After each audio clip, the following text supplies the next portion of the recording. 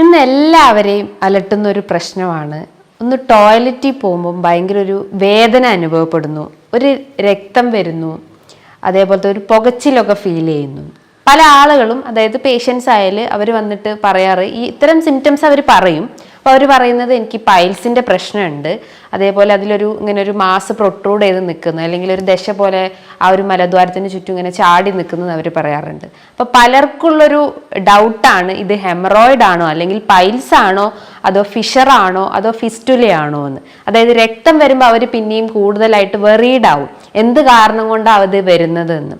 അപ്പം അത് നമുക്കിവിടെ ഒന്ന് ക്ലിയർ ചെയ്ത് നോക്കാം. എന്താണ് ഈ ഹെമറോയിഡ്സ്, എന്താണ് ഈ ഫിഷർ, എന്താണ് ഈ ഫിസ്റ്റുല, ഇതിൻ്റെ ആ ഒരു സിമിലാരിറ്റീസ് എന്തൊക്കെയാണ് ഇതിൽ വരുന്ന ഡിഫറൻസ് എന്തൊക്കെയാണ് നമുക്കിവിടെ ഒന്ന് ക്ലിയർ ചെയ്യാം.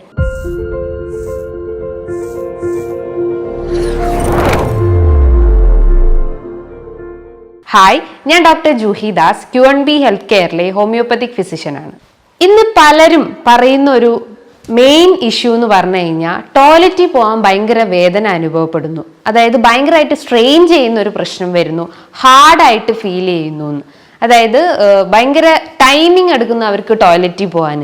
ഇൻ കേസ് അവർ സ്ട്രെയിൻ ചെയ്ത് കഴിഞ്ഞാൽ അതിനോടൊപ്പം തന്നെ രക്തം വരുന്നു, അങ്ങനെ ഒരു ഡാർക്ക് റെഡിഷ് കളറായിട്ടുള്ള ഒരു ബ്ലഡ് ആനസിലൂടെ പാസ് ഔട്ട് ചെയ്തു പോകുന്നു, വേദന അനുഭവപ്പെടുന്നു. ചില ആളുകൾക്ക് ഇങ്ങനെ ബ്ലേഡ് വെച്ചിട്ട് നമ്മളെ കയ്യിലൊക്കെ ജസ്റ്റ് ഒന്ന് സ്ക്രാച്ച് ചെയ്ത് കഴിഞ്ഞാൽ നമുക്കൊരു നീറ്റൽ ഉണ്ടാവില്ലേ, അതേപോലെ ഫീൽ ചെയ്യുന്നു, ഒരു പുകച്ചിൽ അനുഭവപ്പെടുന്നു.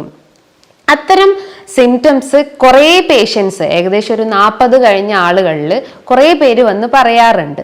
അപ്പൊ ഇതിൻ്റെയൊക്കെ കാരണങ്ങൾ, അല്ലെങ്കിൽ ഇതിൻ്റെ ഒരു മെയിൻ റീസൺ എന്ന് പറയുമ്പം, അല്ലെങ്കിൽ ആ ഒരു അസുഖത്തെ നമുക്ക് ഡയഗ്നോസ് ചെയ്യുകയാണെങ്കിൽ അതിന് ഒരുപാട് അസുഖങ്ങളായിട്ട് ആ ഒരു സിംറ്റംസ് വരുന്നുണ്ട്. അതായത് ഹെമറോയിഡ്സ് ആവാം, ഫിസ്റ്റുല ആവാം, ഫിഷർ ആവാം, അങ്ങനെ 3 കണ്ടീഷനിലായിട്ടും ഇത്തരം സിംറ്റംസ് കാണിക്കാം. ഈ സെയിം സിംറ്റംസ് അല്ല, പക്ഷെ അതിൽ നിന്നും വ്യത്യസ്തമായിട്ടും കാണിക്കപ്പെടാം. അപ്പോൾ എന്താണ് ഈ ആനൽ ഫിഷർ? ആനൽ ഫിഷർ എന്ന് പറയുമ്പം അതായത് മലദ്വാരത്തിന് ചുറ്റുമായിട്ടും ഒരു മുറിവ് അനുഭവപ്പെടുന്നത്, അല്ലെങ്കിൽ ഒരു സ്ക്രാച്ച്, അല്ലെങ്കിൽ ഒരു നീറ്റൽ അനുഭവപ്പെടുന്നതിനെയാണ് ഈ ആനൽ ഫിഷർ എന്ന് പറയുന്നത്. അപ്പം ആനസ് എന്ന് പറയുമ്പം അതിൻ്റെ ആ ഒരു ലെയറിനെ ആനോഡേം എന്നാണ് പറയുന്നത്. അതായത് ആനസ് ഉണ്ടാക്കിയിരിക്കുന്ന ആ ഒരു സ്ട്രക്ചർ, അല്ലെങ്കിൽ ആ ഒരു സ്കിന്നിനെ ആനോഡേം എന്നാണ് പറയുന്നത്. ജസ്റ്റ് ഒന്ന് ഇമാജിൻ ചെയ്യുക, ആനസ് എന്ന് പറയുമ്പം ഇത്രയും ടൈറ്റൻഡ് ആയിട്ടുള്ള ഒരു സ്ട്രക്ചർ ആയിരിക്കും. അതായത് ആ മസിൽസ് ഭയങ്കര ടൈറ്റൻഡ് ആയിരിക്കും. അപ്പം നമ്മൾ അതിലൂടെ, ആ ഒരു മസിൽസിലൂടെ അല്ലെങ്കിൽ ആ ഒരു ആനസിലൂടെ ഇത്രയും ഹാർഡായിട്ട് നമ്മളെ മലം പാസ് ചെയ്ത് പോവുകയാണെങ്കിൽ അവിടെ മുറിവുകൾ അനുഭവപ്പെടാം. അതുകൊണ്ടാണ് പേഷ്യൻസിന് വേദന അനുഭവപ്പെടുന്നതും പുകച്ചിലുണ്ടാവുന്നതും. അപ്പൊ ഈ ഒരു ആനസ് റീജിയനിൽ ഉണ്ടാവുന്ന മസിൽസ്, അതായത് ഇന്റേണൽ ആനൽ സ്പിൻഡറും ഉണ്ട്, എക്സ്റ്റേണൽ ആനൽ സ്പിൻഡറും ഉണ്ട്. 2 രീതിയിലാണ് ആനസിന്റെ അകത്ത് മസിൽസ് കാണപ്പെടുന്നത്. ഈ മസിൽസിന്റെ ഒരു പ്രത്യേകത, അല്ലെങ്കിൽ അതിന്റെ ഒരു ക്വാളിറ്റി എന്ന് പറഞ്ഞു കഴിഞ്ഞാൽ, നമുക്ക് ആ ഒരു മലത്തെ തടഞ്ഞു നിർത്തുന്നതും, അല്ലെങ്കിൽ നമുക്ക് എപ്പോഴാണോ ടോയ്ലറ്റിൽ പോകാനുള്ള ആ ഒരു ശങ്ക വരുന്നത്, ആ ഒരു ടൈമിൽ ആ ഒരു മസിൽസ് റിലാക്സ് ആവുകയും അങ്ങനെ മലം പാസ് ഔട്ട് ചെയ്ത് പോവുകയും ചെയ്യുന്നു. ഇതാണ് ഈ ഒരു മസിൽസിന്റെ മെയിൻ ഫംഗ്ഷൻ, അല്ലെങ്കിൽ പേശികളുടെ ഒരു ഫങ്ഷൻസ് എന്ന് പറയുന്നത്.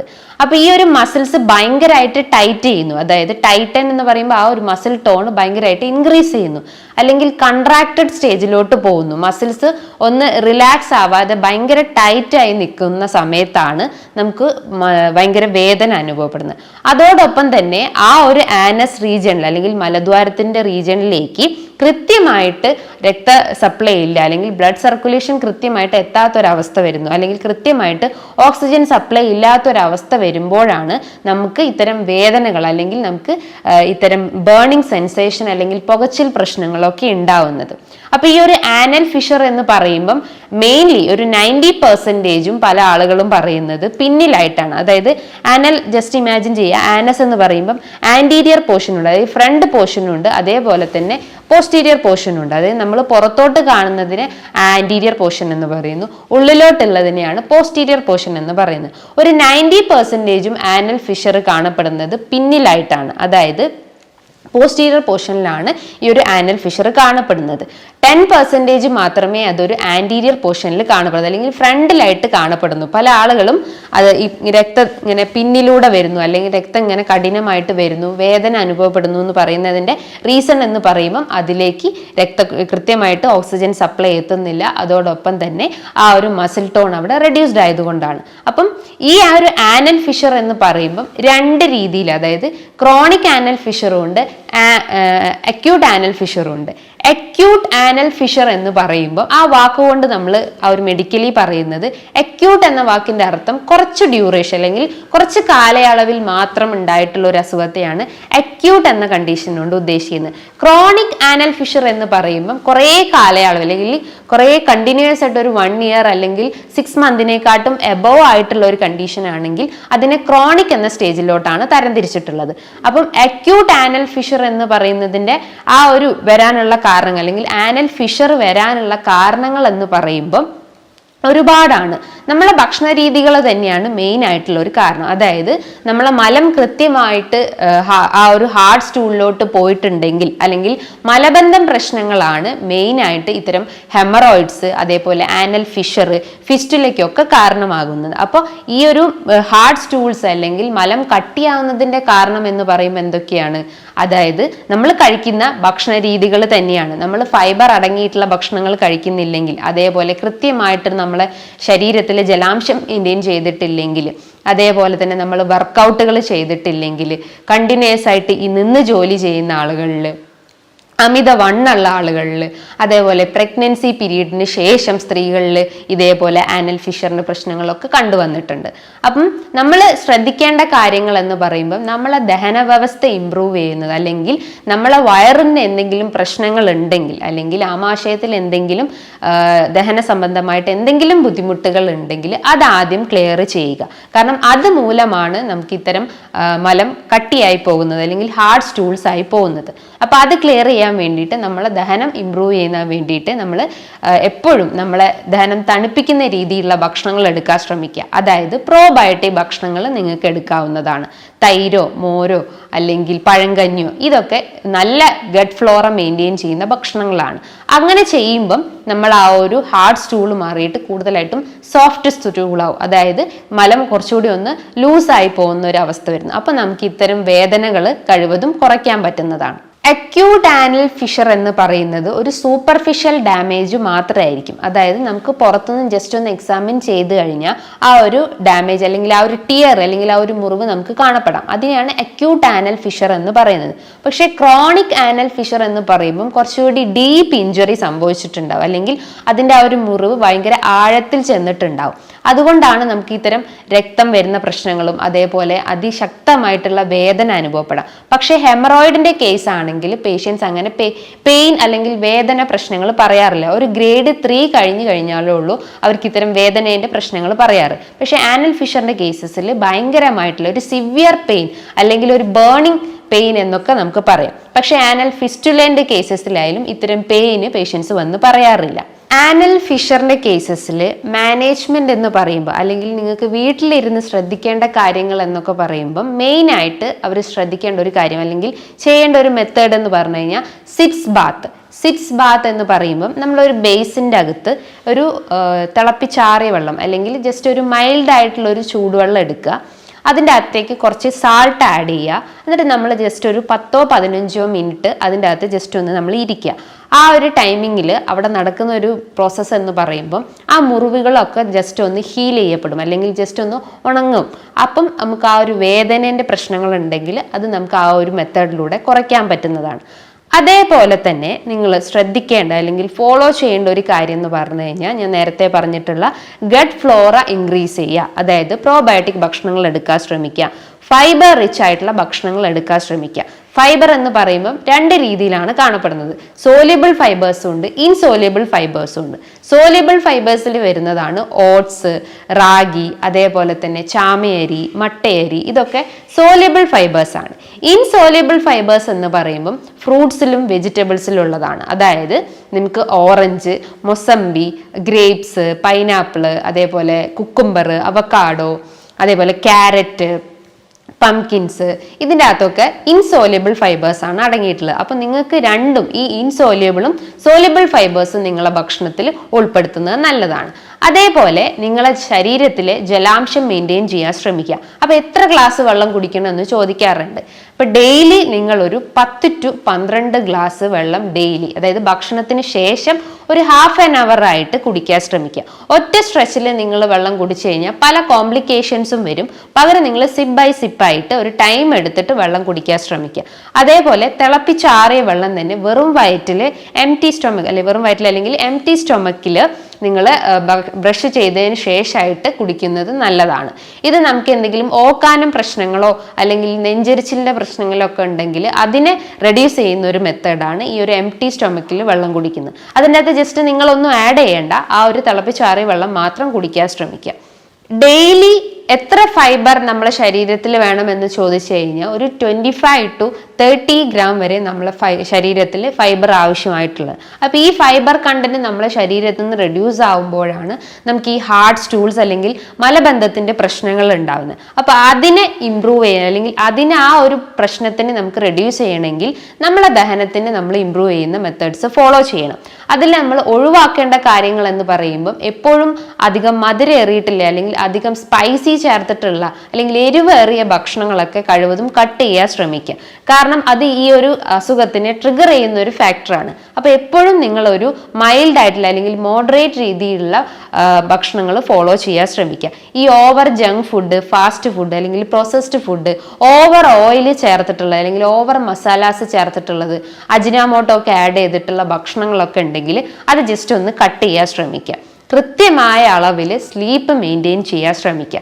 കാരണം നമ്മളെ സ്ലീപ്പ് സൈക്കിൾ അല്ലെങ്കിൽ ആ ഒരു മെലാട്ടോണിൻ കൃത്യമായിട്ട് നമ്മുടെ ശരീരത്തിൽ പ്രവർത്തിച്ചിട്ടില്ലെങ്കിൽ നമ്മൾ ആ ഒരു സർക്കുലേഷൻ അല്ലെങ്കിൽ ബ്ലഡ് സർക്കുലേഷൻ തന്നെ ഇമ്പയർ ആവും അല്ലെങ്കിൽ റെഡ്യൂസ്ഡ് ആവും. അപ്പോൾ അതുമൂലം നമുക്ക് ഈ ദഹനത്തിൻ്റെ പ്രശ്നങ്ങൾ ഉണ്ടാവുന്നു, മെമ്മറിയിൽ പ്രശ്നങ്ങൾ ഉണ്ടാവുന്നു, കോൺസെൻട്രേഷൻ പ്രശ്നങ്ങൾ ഉണ്ടാവുന്നു, അതേപോലെ ഹാർട്ട് സ്റ്റൂൾസിൻ്റെ പ്രശ്നങ്ങളൊക്കെ ഉണ്ടാവാനുള്ള ഒരു ചാൻസസ് ഉണ്ട്. അപ്പോൾ കൃത്യമായ അളവിൽ നിങ്ങളെ ഒരു സ്ലീപ്പ് സൈക്കിൾ മെയിൻറ്റെയിൻ ചെയ്യാൻ ശ്രമിക്കുക. ഇനിയിപ്പോൾ അമിത വണ്ണുള്ള ആളുകളാണെങ്കിൽ അവരൊരു എക്സസൈസ് അല്ലെങ്കിൽ ജസ്റ്റ് ഒരു റണ്ണിങ് അല്ലെങ്കിൽ സ്കിപ്പിംഗ് പോലത്തെ എന്തെങ്കിലും ഒരു ആക്ടിവിറ്റിയിൽ ഇൻവോൾവ് ചെയ്യാൻ ശ്രമിക്കുക. അത് നിങ്ങൾ മോർണിംഗിൽ ചെയ്യുന്നതാണ് കുറച്ചുകൂടി ബെറ്റർ ആയിട്ടുള്ളത്. കാരണം നിങ്ങൾക്ക് ആ ഒരു ഡേ ഒരു ഫുൾ എനർജി ഫീലിംഗ് തരണമെങ്കിൽ നിങ്ങളെ ബോഡി നന്നായിട്ട് മോർണിംഗ് തന്നെ വർക്കൗട്ട് ചെയ്യാൻ ശ്രമിക്കുക.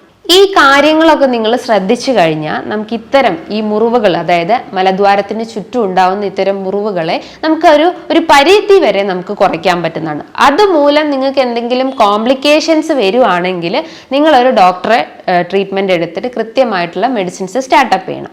ഇനി പല ആളുകളും ചോദിക്കാറുണ്ട്, ഈ ഹെമറോയിഡ്സ് വന്നു കഴിഞ്ഞാൽ സർജറി ചെയ്യണോ, അല്ലെങ്കിൽ എങ്ങനെയാണ് ഈ ഹെമറോയിഡ്സിൻ്റെ ആ ഒരു മാസം പ്രൊട്രൂഡ് ചെയ്ത് വരിക, അതേപോലെ അതിന് എന്തെങ്കിലും ഇതേപോലെ സിറ്റ്സ് ബാത്ത് പോലത്തെ എന്തെങ്കിലും മെത്തേഡുകൾ ഉണ്ടോ? ഹെമറോയിഡ്സ്, അതേപോലെ വെരിക്കോസീല്, നേസൽ പോളിപ്പ്, അതേപോലെ വെരിക്കോസ് വെയിൻ, ഈ കണ്ടീഷൻസിനെല്ലാം അതിൻ്റെ ഒരു പെത്തോളജി എന്ന് പറയുമ്പോൾ ഓൾമോസ്റ്റ് സെയിം ആണ്. അതായത് നമ്മുടെ രക്തക്കുഴലുകളിൽ ഉണ്ടാകുന്ന ഒരു നീർക്കെട്ട് അല്ലെങ്കിൽ രക്തക്കുഴലുകൾ വികസിച്ച് വരുന്ന പ്രശ്നങ്ങളാണ് ഈ ഒരു ഇത്തരം കണ്ടീഷനിൽ കാണപ്പെടുന്നത്, അല്ലെങ്കിൽ ഡയലറ്റേഷൻസ് ഓഫ് ബ്ലഡ് വെസൽസ് എന്ന് പറയുന്നു. അതായത് കൃത്യമായ അളവിൽ നമ്മൾ ആ ഒരു വെസൽസിൽ കൂടെ രക്തം പോവാത്തൊരവസ്ഥ വരുന്നു, അല്ലെങ്കിൽ അതിലുണ്ടാവുന്ന ഇൻഫ്ലമേറ്ററി ചേഞ്ചസ് ആണ് ഇത്തരം അസുഖങ്ങളിലേക്ക് ലീഡ് ചെയ്യുന്നത്. ഹെമറോയിഡ്സ് തന്നെ ഇന്റേണൽ ഹെമറോയിഡ്സും ഉണ്ട്, എക്സ്റ്റേണൽ ഹെമറോയിഡ്സും ഉണ്ട്. ഇന്റേണൽ എന്ന് പറയുമ്പോൾ എന്താ, അത് നമ്മുടെ മലദ്വാരത്തിന്റെ അകത്തായിട്ട് കാണപ്പെടുന്നതിനെയാണ് ഇന്റേണൽ ഹെമറോയിഡ്സ് എന്ന് പറയുന്നത്. പക്ഷെ എക്സ്റ്റേണൽ ഹെമറോയിഡ്സ് നമുക്ക് പുറത്തേക്ക് കാണപ്പെടാം. ഈ ഹെമറോയിഡ്സ് തന്നെ പല ഗ്രേഡുകളാക്കിയിട്ടുണ്ട്. ഗ്രേഡ് 3 അല്ലെങ്കിൽ ഒരു 4 എത്തുമ്പോഴാണ് അത് കുറച്ചുകൂടി സീരിയസ് സ്റ്റേജിലോട്ട് പോകുന്നത്. അതിനാണ് നമ്മൾ സർജറിയുടെ ആവശ്യം വേണ്ടത്. ഗ്രേഡ് 1 എന്ന് പറയുമ്പം അവർ മലം പാസ് ചെയ്ത് പോകുന്നു. ആ ഒരു ടൈമിൽ തന്നെ ആ ഒരു മാസ് ഇന്റേണൽ ഹെമറോയിഡ്സ് ആണെങ്കിലും എക്സ്റ്റേണൽ ഹെമറോയിഡ്സ് ആണെങ്കിലും അത് ജസ്റ്റ് ഒന്ന് മലത്തിന്റെ ആ ഒരു മലദ്വാരത്തിന് ചുറ്റുമായിട്ടും ആ ഒരു മാസ് ഉണ്ടെങ്കിൽ മലം പാസ് ചെയ്ത് പോകുമ്പം അത് ജസ്റ്റ് ഒന്ന് പ്രൊട്രൂഡ് ചെയ്ത് വരുന്നു, അല്ലെങ്കിൽ പുറത്തേക്ക് ചാടി വരുന്നു ആ ഒരു മാസ്. പക്ഷേ ആ മലം പാസ് ഔട്ട് ചെയ്ത് പോയി കഴിഞ്ഞിട്ട് ജസ്റ്റ് ആ നമ്മൾ കൈകൊണ്ടോ ഒന്നും നമ്മൾ ഉള്ളിലേക്ക് കയറ്റി വെക്കേണ്ട. അത് തനിയെ തന്നെ ആ ഒരു മാസം ഉള്ളിലേക്ക് കയറി ചെല്ലും. അത് ഗ്രേഡ് 1 എന്ന കാറ്റഗറിയിൽ പെടുന്നു. ഗ്രേഡ് 2 എന്ന് പറയുമ്പം ഇതേപോലെ തന്നെ ഈ ഒരു സ്റ്റൂൾ അല്ലെങ്കിൽ മലം പാസ് ചെയ്ത് വരുന്നു, അല്ലെങ്കിൽ ആനസിന്റെ കൂടെ പാസ് ചെയ്ത് വരുന്നു. പക്ഷേ ആ ഒരു അതിനോടൊപ്പം തന്നെ അവർക്ക് ചില ടൈമിൽ വേദന അനുഭവപ്പെടാം, ചിലർക്ക് ഒരു പുകച്ചിലൊക്കെ ഫീൽ ചെയ്യാറുണ്ട്. ഗ്രേഡ് 2 മെയിൻ ആയിട്ട് ഈ മാസ് പ്രൊട്രൂഡ് ചെയ്ത് വരുന്നു, പക്ഷെ അത് അവർ കൈ കൊണ്ട് തന്നെ ഇൻസേർട്ട് ചെയ്ത് കയറ്റേണ്ട ഒരു അവസ്ഥ വരുന്നു. അത് ഗ്രേഡ് 2 വരുന്നു. ഗ്രേഡ് 3 എന്ന് പറയുമ്പം ഈ ഒരു മാസ് മലത്തോടൊപ്പം തന്നെ പുറത്തോട്ട് വരുന്നു, പക്ഷെ അത് നമ്മൾ റിവേർട്ട് ചെയ്ത് കയറ്റി കഴിഞ്ഞാലും പക്ഷെ അത് പോകാത്തൊരവസ്ഥ വരുന്നു. ആ ഒരു മാസ് ഇങ്ങനെ കണ്ടിന്യൂസ് ആയിട്ട് മലത്തിന്റെ ആനസിന്റെ പുറത്തായിട്ട് ഇങ്ങനെ എക്സിസ്റ്റ് ചെയ്ത ഒരവസ്ഥ വരുന്നു. അത് ഗ്രേഡ് 3 അല്ലെങ്കിൽ ഗ്രേഡ് 4 നമുക്ക് പറയാം. ഈ ഹെമറോയിഡ്സ് അഥവാ പൈൽസ് അഥവാ മൂലക്കുരു വരാൻ ഒരുപാട് കാരണങ്ങളുണ്ട്. മെയിൻ ആയിട്ട് അവർക്ക് അമിതവണ്ണത്തിന്റെ പ്രശ്നം ഉണ്ടെങ്കിൽ അല്ലെങ്കിൽ ശരീരഭാരം വർദ്ധിച്ചു വരുന്ന ആളുകൾക്കും ഇത്തരം പ്രശ്നങ്ങൾ കണ്ടുവന്നിട്ടുണ്ട്. അതേപോലെ സ്ത്രീകളിൽ പ്രഗ്നൻസിക്ക് ശേഷവും ഈ ഹെമറോയിഡ്സിന്റെ പ്രശ്നങ്ങൾ കണ്ടുവന്നിട്ടുണ്ട്.